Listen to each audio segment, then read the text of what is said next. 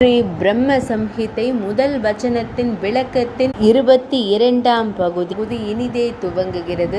அவர் கோபியர்களின் அன்பிற்குரியவர் அல்லது கோபியர்களின் கணவர், அதாவது ஸ்ரீ லலிதா, விசாகா மற்றும் பிறருடன் இணைந்திருக்கும் தேவி ஸ்ரீ ராதைக்கு உயிர் கொடுத்தவர்.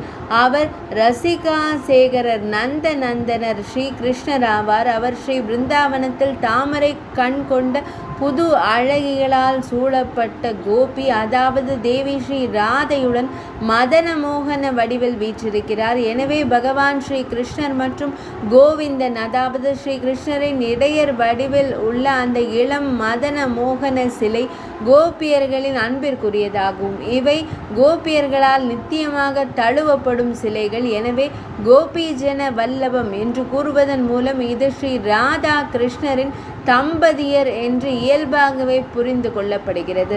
அல்லது பல பிறவிகளில் பரிபூரணமான கோபியர்களின் கணவர் நந்த நந்தனர் இத்யுக்த ஸ்தரை லோக்யானந்த வர்த்தனகை. இதன் பொருள் பல பிறவிகளில் தியானம் செய்து தங்கள் வாழ்வில் மிகவும் பிரியமானவராக நந்த நந்தனனாக இருக்கும் பகவான் ஸ்ரீ கிருஷ்ணரை தனது நாயகர் அல்லது உபகணவர் வடிவில் அடைந்த கோபியர்கள் ஆவர்.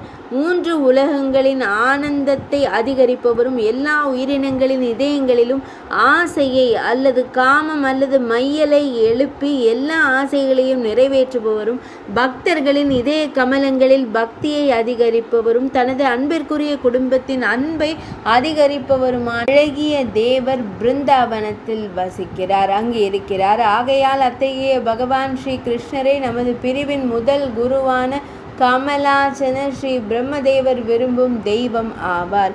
மேலும் இயற்கை அல்லது மாயையின் சக்தி மற்றும் இவை அனைத்திற்கும் புகலிடமாக விளங்கும் மகாதேவர் மற்றும் பிற பூதங்களின் குழு ஒருமுகப்படுத்தப்பட்ட ஆனந்தத்தின் வடிவமாக இருப்பவர்கள்.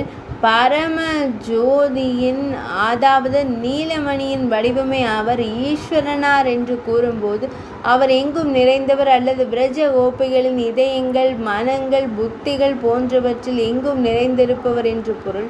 இயற்கை என்ற சொல்லின் அடிப்படை பொருள் மகாலட்சுமி என்று புகழ்பெற்ற பிரஜ கோபிகள் வசிக்கும் வடிவத்தின் சக்தி, தெய்வீக வைகுந்தம் போன்றவை ஆகும். நாம் அம்ச மண்டலம் என்று கூறும்போது சங்கர்ஷணன், பிரத்யும்னன், அனிருத்தன் ஆகியோரை சதுர்வியூகத்தின் ஒரு பகுதியாக புரிந்து கொள்கிறோம். இருப்பினும் இங்கே அம்ச மண்டலம் என்று கூறுவதன் மூலம் கோபிகைகளை தேவி ஸ்ரீ ராதையின் திருமேனி வடிவில் புரிந்து கொள்ள வேண்டும். அநேக ஜனம் சித்தாந்தா என்று கூறுவதன் மூலம் கோபியர்களும் பகவான் ஸ்ரீ கிருஷ்ணரும் பல பிறவிகளில் பிறந்து அன்பின் பரிபூரணத்தை அடைந்தார்கள் என்பது நிச்சயமாக நிரூபிக்கப்படுகிறது. இது ஸ்ரீ பிரம்ம சம்ஹிதையின் முதல் வசனத்தின் விளக்கத்தின் 22ஆம் பகுதி இனிதே நிறைவடைந்தது.